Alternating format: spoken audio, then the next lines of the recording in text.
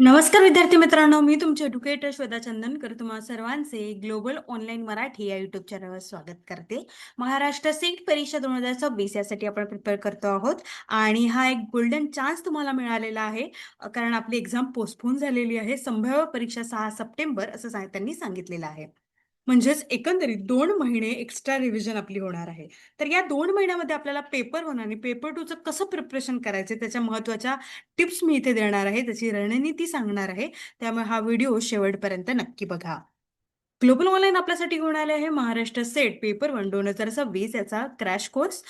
त्याची batch Monday पासून सुरू होते आहे, ज्यामध्ये तुम्हाला लाईव्ह क्लास मिळणार आहे, रेकॉर्डेड लेक्चर्स मिळणार आहे, 10 युनिटचे नोट्स मिळतील आहे, युनिट वाईज एमसीक्यूज असणार आहे, 5,000+ एमसीक्यू सिरीज असणार आहे, 50 अधिक मॉक टेस्ट आहे, लास्ट 15 वर्षाचे PYQ विथ सोल्युशन आहे आणि एका वर्षाची व्हॅलिडिटी असणार आहे. याची फीज आहे 3,000 रुपये. आफ्टर डिस्काउंट ती 2,600 रुपये असणार आहे.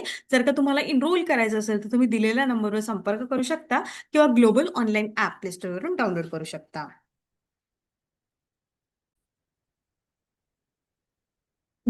पेपर वन सोबत आपल्याकडे पेपर टू ची सुद्धा बॅच आहे. पेपर टू आपल्याकडे Marathi, history, commerce, management, computer science, education, life science, library science, chemical science, English literature, political science, economics आणि लॉ आहे. या बॅचमध्ये तुम्हाला पेपर 1 फ्री मिळणार आहे. एका वर्षाची व्हॅलिडिटी आहे, कम्प्लीट 10 युनिटचे नोट्स आहेत, 20 अधिक टेस्ट आहे आणि फुल सिलेबस टेस्ट आहे. याची फीज ही 4,000 रुपये असणार आहे. जर का तुम्हाला इनरोल करायचं असेल तर तुम्ही दिलेल्या नंबरवर संपर्क करू शकता.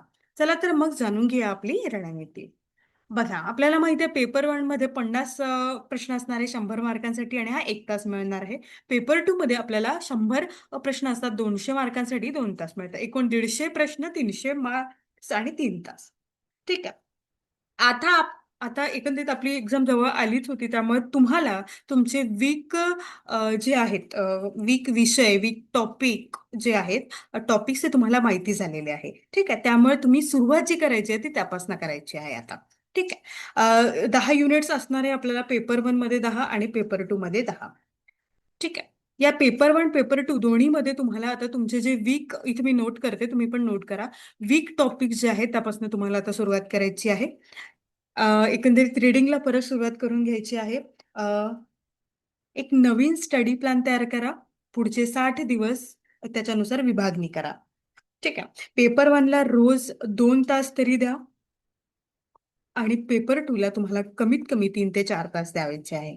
ठीक आहे. तुम्हाला सुरुवात आता वीक टॉपिक पासून करायची आहे, कारण आता गेल्या दिवसात आपल्याला समजलेलं आहे की आपलं कोणतं वीक आहे, कोणतं मॉडरेट आहे, कोणतं चांगलं झालेलं आहे. ठीक आहे. तुम्ही जर का आता वीक टॉपिकनुसार सुरुवात केली तर तुमचं 2 महिन्यापर्यंत म्हणजे पेपर येतपर्यंत तो टॉपिक सुद्धा तुमचा छान पद्धतीने कव्हर होईल आणि तो त्यामध्ये तुम्हाला मार्क्स मिळतील आहे.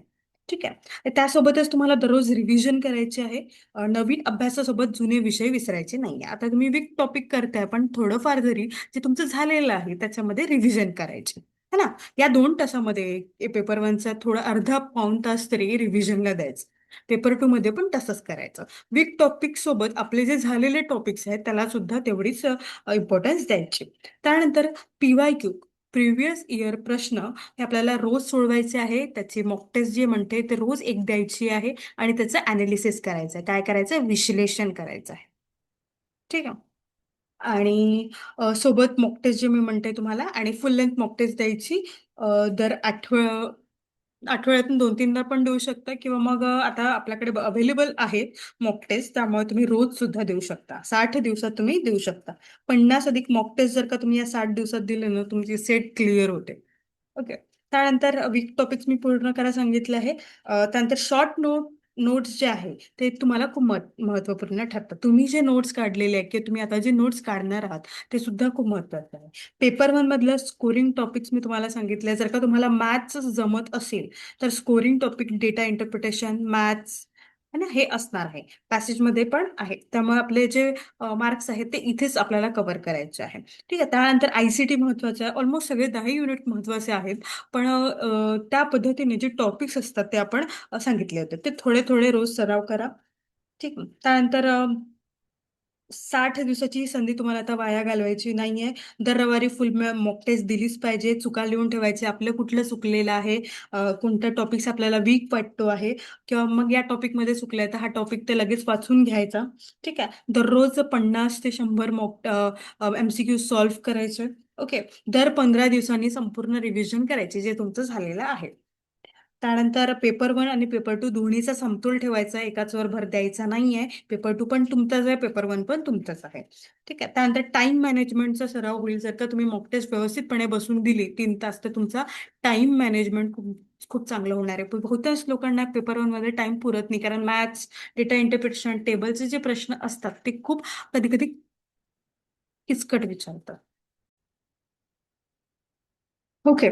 टाइम मॅनेजमेंटचा सराव तुमचा होऊन जाईल. आणि थोड्या दिवसांसाठी, 60 दिवसांसाठी मोबाईल आणि सोशल मीडियापासून थोडं दूर राहा. अभ्यासात काही वेळेत व्यत्यय टाळा.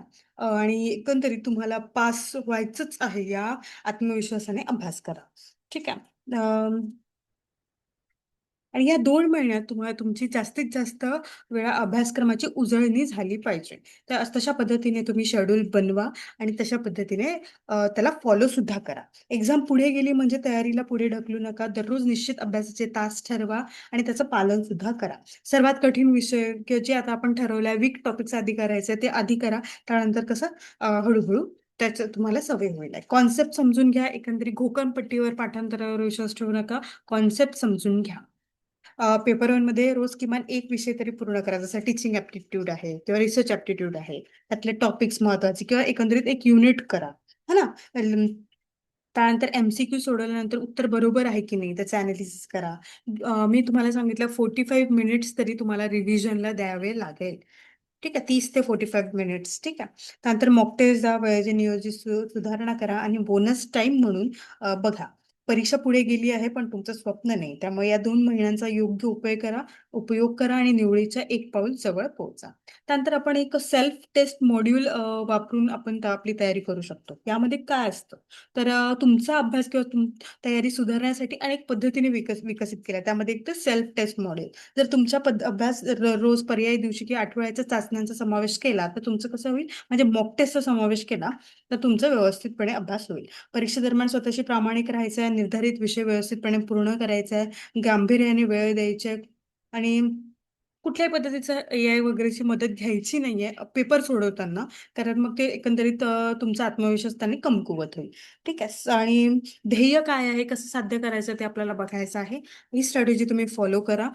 पेपर 1 मधले आपण बहुतांश वेळेस टॉपिक डिस्कस केलेले आहे. आपल्याला माहिती आहे. जर का तुम्हाला मला असं वाटतं, जर का तुमचं मॅथ्स व्यवस्थित असेल तर तुम्ही बाकीच्या टॉपिक्सकडे लक्ष द्या.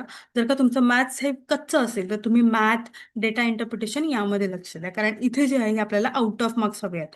डेटा इंटरप्रिटेशनमध्ये आणि मॅथ्समध्ये, कारण इथे 20 मार्क्स ऑलरेडी मिळून जातात. सोबत पॅसेजचे मार्क्स येतात, 30 मार्क्स मिळालेले आहे. बाकी मग युनिट्समधून आपल्याला आपले मार्क्स कव्हर करता येतं. हे झालं पेपर 1चं 75+ स्ट्रॅटेजीसाठी. ठीक आहे. आणि जर का तुम्हाला मॅथ्स आता वीक आहे तर तुम्ही ही स्ट्रॅटेजी फॉलो करा की मॅथ्स जास्तीत जास्त अभ्यास करा. कोणकोणते टॉपिक्स विचारले जातात, व्यवस्थितपणे पुस्तक रेफर करा. MCQ साठी आपलं पुस्तक आहे ते रेफर करा आणि अभ्यास करा. आता राहिला पेपर 2चा. पेपर 2 आता वास्ट आपल्या सगळ्यांना माहिती आहे. त्यामुळे त्याचं सुद्धा आपल्याला वीक टॉपिक्स जे आहे ते हे करून करायचं आहे. रिडिंग करा. पेपर 2ची रिडिंग आता सुरू करा. रोज रिडिंग करा. ठीक आहे. त्यानंतर रिव्हिजन करत राहा. एकंदरीत काय मेन टॉपिक्स आहेत, काय आपलं सुटलेलं आहे, किंवा मग लास्ट इयरचा PYQ प्रश्न किंवा गेले वर्षाचे प्रश्नपत्रिका कशा पद्धतीने विचारले गेले त्याचा अंदाज घेऊन त्याचा अभ्यास करा. ठीक आहे. ग्लोबल ऑनलाईन आपल्यासाठी घेऊन आले आहे 5,000+ प्रश्नांचा संच, 50 सराव प्रश्नपत्रिका याचे संपूर्ण विश्लेषण. यामध्ये तुम्हाला मराठी आणि इंग्लिश हे दोन्ही याच्यामध्ये ही पुस्तक मिळणार आहे Amazonवर. त्यामुळे तुम्ही तिथून मागवू शकता. यामध्ये मागील वर्षाच्या प्रश्नपत्रिका, युनिट वाईज प्रश्नपत्रिका, संपूर्ण अभ्यासक्रमावर पत्रिका आहे. Amazonवरून तुम्ही हे मागवू शकता. MCQचे रोज प्रॅक्टिस करायचे 100 ते 150 प्रश्न, short note, revision charts. Paper 1ला 2 तास द्या, पेपर 2ला 3 ते 4 तास द्या. त्यानंतर दररोज 3 तास नवीन अभ्यास करायचे, 1 तास PYQला द्यायचं, 1 तास रिव्हिजनला द्यायचं. ह्या पद्धतीची तुम्ही एक स्ट्रॅटेजी फॉलो कराल तर तुमचं नक्कीच तुमचं सेट क्लिअर होणार आहे. त्यामुळे एकंदरीत ही एक मी स्ट्रॅटेजी तुमच्यासाठी प्लॅन केलेली आहे. आता नेक्स्ट व्हिडिओमध्ये आपण पेपर वनची मी तुम्हाला स्ट्रॅटेजी देईन, ते सुद्धा तुम्ही फॉलो करा. मला कमेंट सेक्शनमध्ये सांगा तुम्हाला मॅथ्स जमते की नाही, किंवा मग मॅथ्स कसं जमवायचं, किंवा कोणते टॉपिक्स मॅथ्समधले 101% विचारले जातात, ते सगळं तुम्हाला हवं असेल ते कमेंट करा. मी नेक्स्ट व्हिडिओमध्ये ते सगळं सांगेल. ओके. आपली बॅच जी आहे ती आपण मंडेपासून सुरू करतो आहे. जर का तुम्हाला एनरोल करायचं असेल तर तुम्ही दिलेल्या नंबरवर संपर्क करू शकता, किंवा ग्लोबल ऑनलाईन ॲप प्ले स्टोअरवरून डाउनलोड करू शकता. खूप खूप धन्यवाद.